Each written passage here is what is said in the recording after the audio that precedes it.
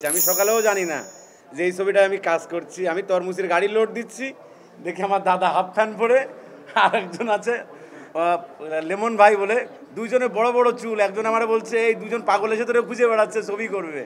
আমি করছি মানে সেরকম একটা পরিবেশের মাঝখানে দাদারা হাজির। আমার মনে হয় খাওয়া দাওয়া ছিল না, কারণ ভাঙন এলাকায় খাবে কি, বুঝলেন, সেরকম একটা পরিবেশে হাজির।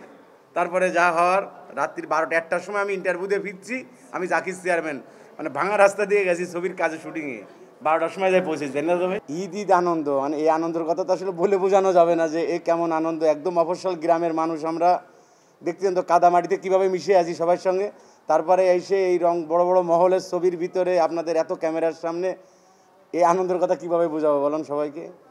সবাইকে অসংখ্য ধন্যবাদ এত সুন্দর মানে এই পরিবেশে আনার জন্য। ফুটপ্রিন্ট এবং রাজশাহী যে টিম, যারা আমাদের গ্রামে যায় আমাদের সঙ্গে মিশে এইভাবে আমাদের তৈরি করে এখানে নিয়ে আসবে, আসলে এগুলো কোনো জন্মের পাওয়া ছিল না, হলে এত বড় খেলা হয় না কখনো, আমার মনে হয়। ওকে, সবাই ভালো থাকবেন, সবাই দেলবি দেখতে আসবেন। জি না, অভিনয় করার জন্য শখ, খুব শখ। গ্রামে তো মান্না ডায়লগ, তারপরে ও মোরসানি, এইসবগুলো দেখে ইন্ডিয়ায় চলে গেছিলাম যে বাংলাদেশে হয়তো অভিনয় আমার দ্বারা হবে না। এখানে যাই অভিনয় শুরু করার পরে বাড়ি থেকে ফ্যামিলি, মা আব্বু মারা যাওয়ার পরে আবার এইখানে, তারপরে আর অভিনয় বন্ধ। 16-17 বছর আর অভিনয় তো হয় না। গ্রামে টুকটাক ওই ঈদের সময় প্রোগ্রাম করি, শাড়ি টাড়ি দিয়ে নাচ গান করি নিজেই, ছেলে আমি মেয়ে, আমার মেয়েদের নিয়ে।